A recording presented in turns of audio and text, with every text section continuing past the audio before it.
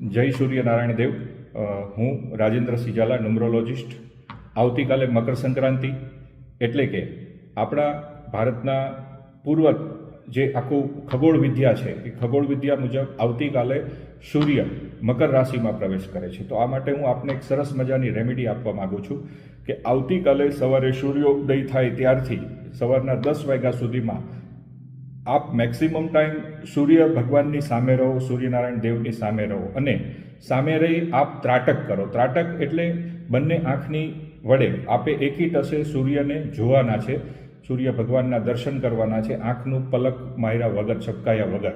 અને એમ કરવાથી આંખોમાંથી પાણી પણ નીકળશે. તો આપની અનુકૂળતા અને કેપેસિટી મુજબ આપ 5 સેકન્ડ, 10 સેકન્ડ, 15 સેકન્ડ કે 20 સેકન્ડ આ ત્રાટક કરી શકો છો.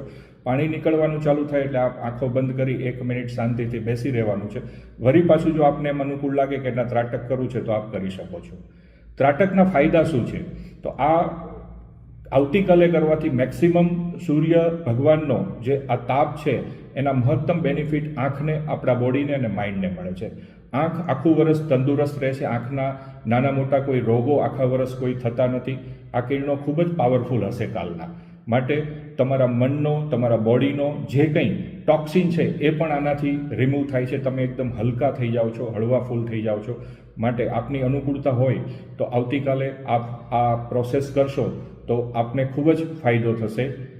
જય શ્રી કૃષ્ણ.